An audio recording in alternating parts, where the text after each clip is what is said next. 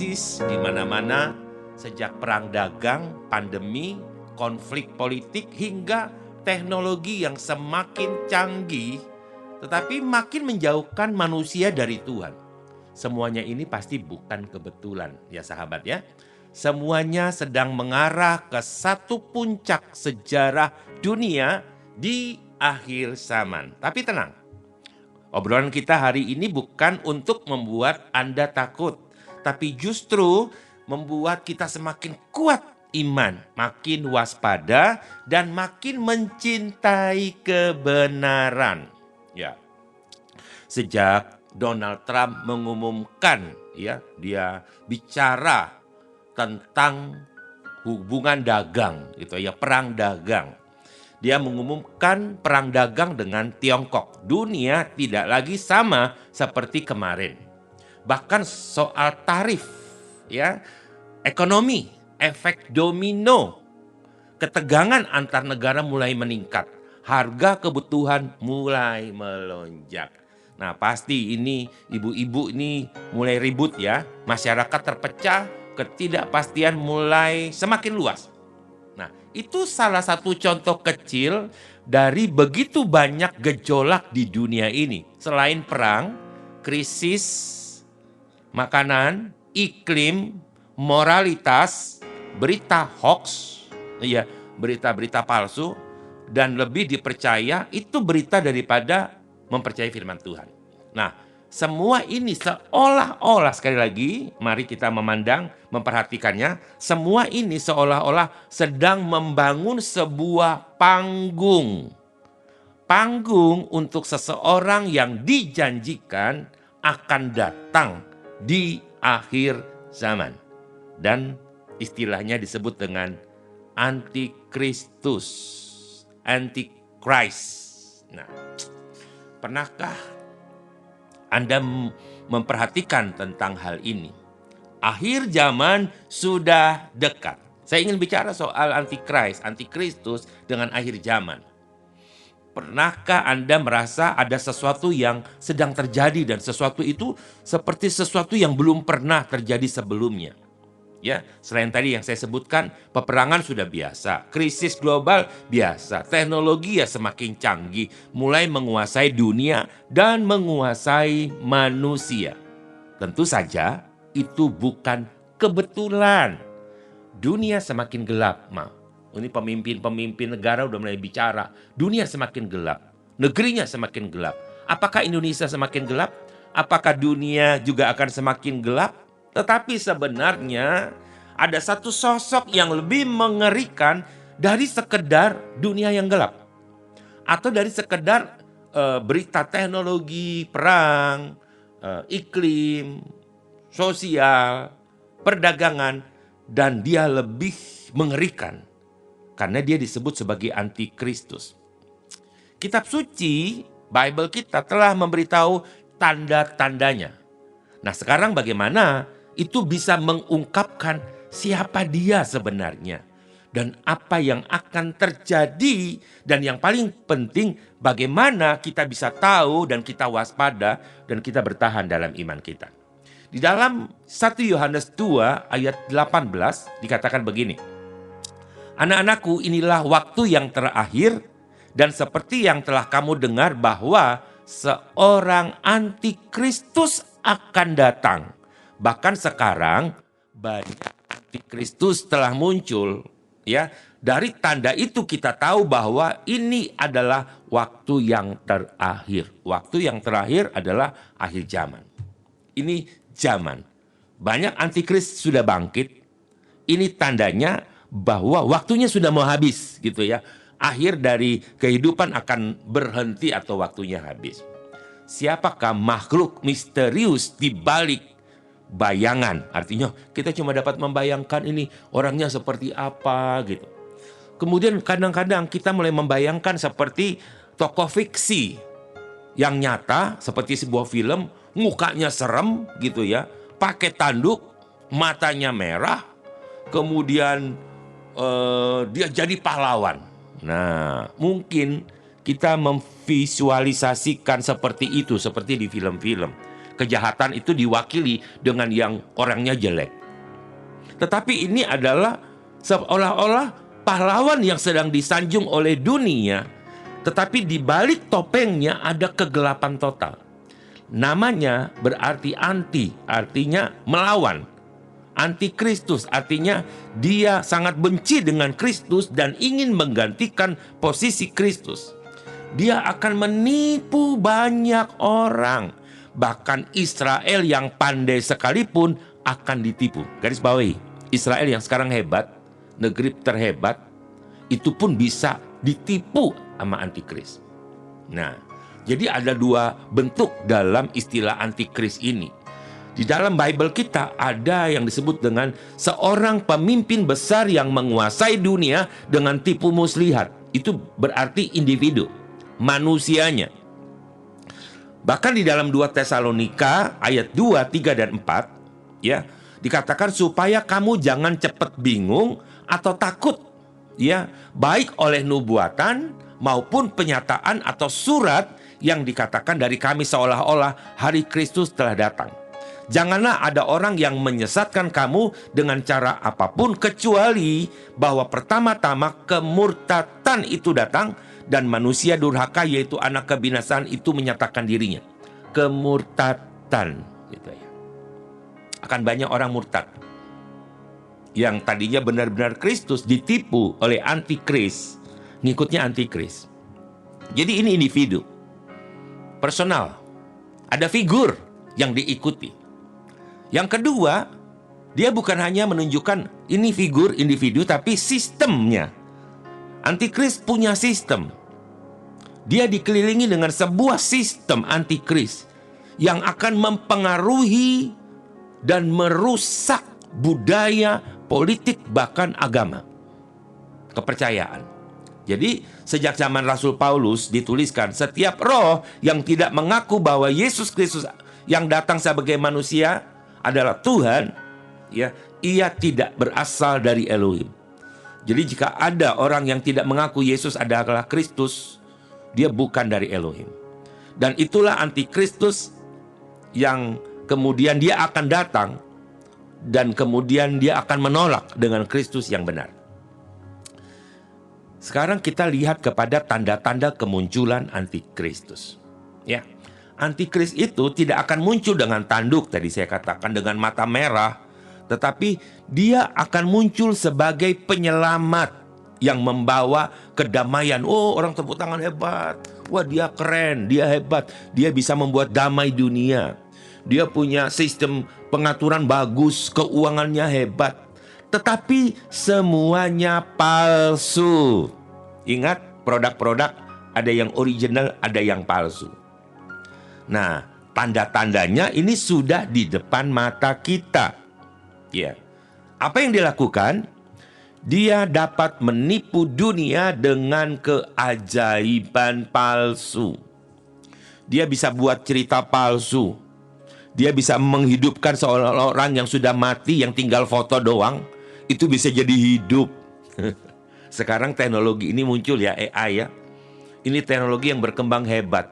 Orang tidak lagi butuh kamera, tidak lagi butuh kemampuan hebat untuk bisa membuat film, video, ya, atau animasi apapun juga. Tapi dengan teknologi AI ini, maka seseorang bisa membuat orang yang tadinya mati tinggal gambar itu bisa hidup. Nah, mujizat daripada antikris adalah mujizat palsu, bukan berasal dari Tuhan. Nah, perhatikan, bukan berasal dari Tuhan. Di dalam 1 Tesalonika 2 ayat 9 sampai 10, kedatangan si pendurhaka. Nah, antikris disebut dengan pendurhaka. Itu adalah pekerjaan setan, disertai dengan segala kuasa, tanda-tanda dan mujizat-mujizat palsu. Jadi bagi kita sahabat obras, ya, kita jangan terlalu cepat heran kalau lihat mujizat atau tanda-tanda kuasa seolah-olah kuasa dari Tuhan. Sebab nanti iblis pun akan memakai itu dengan tipu daya. Ia menipu mereka yang akan binasa. Karena mereka menolak untuk tidak mencintai kebenaran. Nah, ini makanan empuk deh buat mereka yang tidak mencintai kebenaran, yang tidak suka firman kebenaran, yang menolak tentang kebenaran. Ini makanan empuk dari sang penipu, ya, antikris. Jadi makanan empuk. Yang berikutnya, dia akan menyatakan dirinya sebagai Tuhan. Wah, gitu ya. Dia akan memaksa, sekali lagi dipakai kata memaksa dunia untuk menyembahnya. Jadi seluruh dunia, ya, akan dipaksa untuk menyembahnya. Ia akan menentang Tuhan, dia akan meninggikan dirinya atas semua yang disebut sebagai Tuhan. Bahkan dia akan duduk di Bait Elohim, ya, Bait Elohim tempat ibadahnya orang Yahudi, dan menyatakan dirinya sebagai Elohim. Terus apa lagi? Sebenarnya kalau bicara soal ini, kita sedang bicara bahwa dia ada di Israel rupanya. Yang ketiga, ya, kalau tadi dia menyatakan diri sebagai Tuhan, yang ketiga dia mengontrol ekonomi dan sistem global. Tidak ada yang dapat membeli atau menjual tanpa angka 666, Wahyu 13 ayat 16 sampai 18. Dia akan membuat supaya semua orang, besar kecil, kaya ataupun miskin, orang merdeka ataupun hamba, diberi tanda pada tangan kanan dan pada dahi mereka. Jika Anda membaca kitab Wahyu, ya, di dalam Wahyu 13 ayat 16, 17, 18, jadi penting kita punya hikmat. Penting hikmat dari Tuhan, memiliki pengertian sehingga kita bisa tahu bahwa manusia durhaka ini, sang antikris ini, kita akhirnya waspada. Ya, bukan jadi makanan empuk dia. Dia juga akan menganiaya orang percaya. Dia mengejar, dia memburu, dia menghancurkan mereka yang tetap hidup setia pada Kristus. Dalam Daniel 7 ayat 25 juga ekuivalen dengan Wahyu pasal 13 ayat 7. Jadi dia punya kuasa. Kuasa dari mana? Ya, kuasa dari sang iblis, tuannya. Ya, dia akan membuat peperangan hebat. Dia akan berperang kepada orang-orang kudus. Dia akan mengalahkan. Wah, dia menguasai, punya kekuasaan atas setiap suku, bangsa, dan bahasa. Jadi kalau dia tampil, ya dia bicara sebagai seorang pemimpin dunia, itu dunia percaya kepada dia. Dia punya karisma. Tapi ya hati-hati buat kita semua, karena Alkitab kita, Bible kita ini kegelapan yang besar sekali.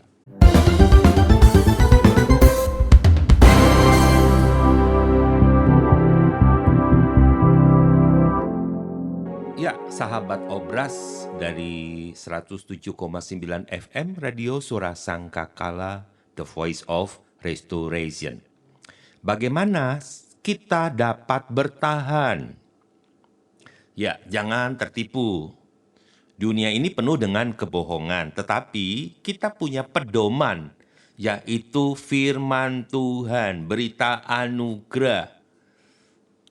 Terus bagaimana caranya saya bisa bertahan, gitu ya? Ya, satu hal yang ingin saya sampaikan, kita tidak akan masuk ke masa antikris sebenarnya. Cuma memang kita akan masuk di mana sistem-sistem itu akan dibangun, gitu ya. Nah, strategi bertahan menghadapi antikris, saya perlu sampaikan kepada kita, tentu saja kita tidak boleh terlepas dari Bible, kitab kebenaran, firman Tuhan. Jangan percaya kepada berita yang bertentangan dengan firman Tuhan. Karena memang kan dikatakan begini, Mesias palsu, nabi-nabi palsu akan bermunculan. Dan mereka yang memberi tanda-tanda dahsyat keajaiban, itu akan menyesatkan. Ya, bahkan jika bisa pun memungkinkan mereka menyesatkan orang-orang pilihan juga. Itu yang pertama, ya. Iya, tetap baca firman, dengarkan khotbah-khotbah yang luar biasa, ya, yang sesuai dengan firman Tuhan. Berikutnya adalah hidup dipenuhi dengan Roh Kudus, dituntun Roh Kudus, ya. Hanya dengan kuasa Roh Kudus kita bisa bertahan. Karena ketika kita hidup menurut daging, ya, kita tidak mungkin bisa bertahan. Tetapi jika kita hidup menurut Roh, nah, Roh Elohim yang tinggal di dalam kita, itulah yang akan membuat kita mampu dan dapat bertahan. Karena kita menjadi milik Kristus yang benar. Ya. Berikutnya adalah, ayo jangan pernah berhenti berdoa. Ya. Doa itu bisa menguatkan, membuat kita kuat ketika kita menghadapi tantangan atau masa sulit. Nah, 1 Tesalonika pasal 5 ayat 6 berkata, ayo mari kita berjaga-jaga dan tetap sadar siuman, gitu ya. Jangan sampai kita tertidur seperti orang lain. Nah, berjaga-jaga, gitu ya. Apalagi, jangan mudah tertipu oleh keajaiban palsu. Media sosial kita kan suka dikirim-kirim. Ada kisah, ada video, ada film, ada berita yang hoax, yang tiba-tiba heboh, viral gitu ya. Jangan tertipu dengan keajaiban-keajaiban palsu. Sebab keajaiban yang palsu dari antikris itu membutakan mata banyak orang. Ya. Kedatangan antikris adalah pekerjaan setan. Walaupun disertai dengan kuasa dan tanda-tanda mujizat, namun itu palsu. Dia akan menipu banyak orang.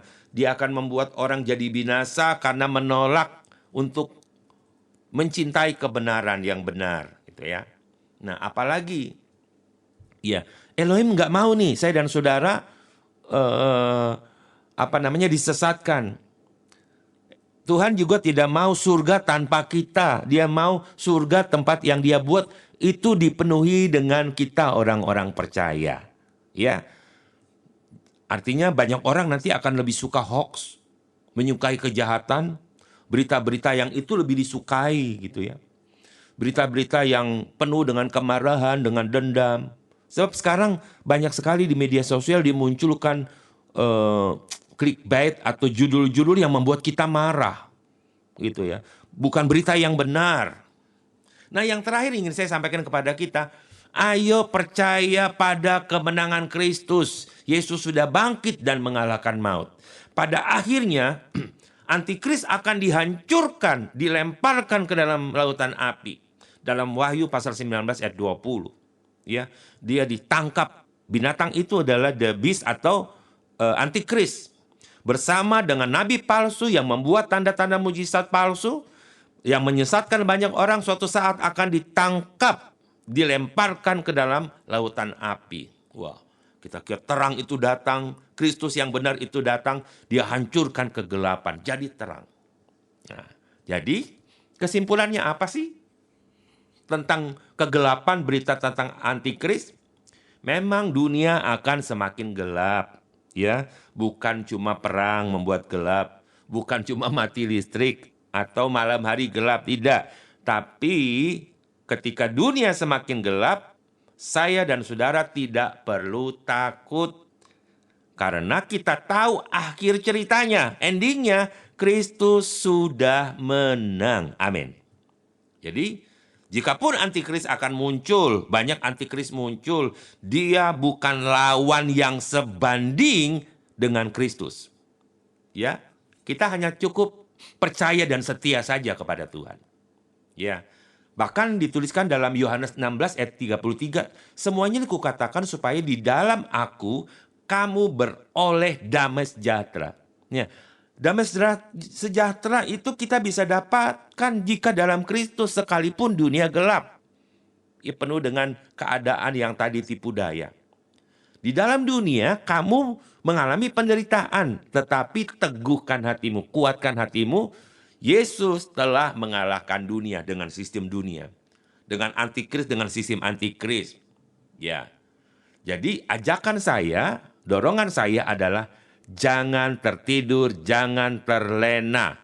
Kalaupun waktunya hampir habis, apakah Anda sudah siap? Deg-degan ini? Enggak perlu deg-degan. Jadi dalam obrolan santai ini, santai tapi serius, kita tahu bahwa antikris dan perannya di akhir zaman memang ada. Hari ini kita telah membahas tentang sesuatu yang penting dan ini mendesak. Sehubungan dengan saudara sudah melihat berita-berita keadaan dunia sekarang ini. Dan tentang antikris, pribadi yang muncul menjelang akhir zaman dengan tipu dayanya yang luar biasa. Luar biasanya bukan luar biasa hebat, tetapi ini negatif. Menipu dengan cara yang luar biasa.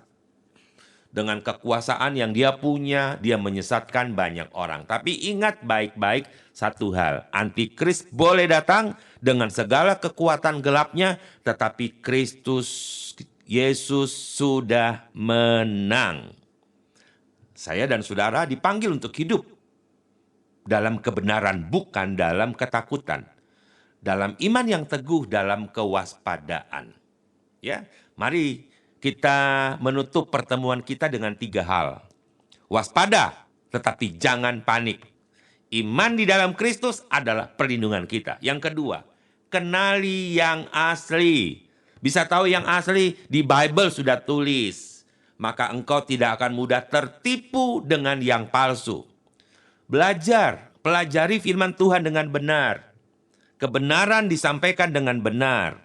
Ya, pelajari itu sungguh-sungguh. Yang ketiga, tetap teguh dalam Kristus. Jangan lelah dalam hidup, dalam kebenaran, dalam kasih, sebab terang tidak bisa dikalahkan oleh kegelapan. Dan akhirnya saya berdoa, Tuhan menguatkan Anda di zaman yang sukar ini. Tuhan kasih kita hikmat untuk mengenal mana yang benar dan mana yang palsu. Mana yang terselubung, menipu dengan cara-caranya yang menyesatkan, dan mana kasih sejati yang benar. Ya, sehingga di dalam nama Yesus, kita semua tidak akan pernah dikalahkan dan alami ketakutan. Yesus sudah menang, jangan takut. Mari kita hidup dalam terang di dunia yang gelap ini. Terima kasih sudah bersama saya, Pastor Guntur, dalam program Obras. Kita akan berjumpa lagi dalam program dan tema-tema berikutnya yang pastinya menarik untuk dibahas. Tuhan Yesus memberkati. Amin.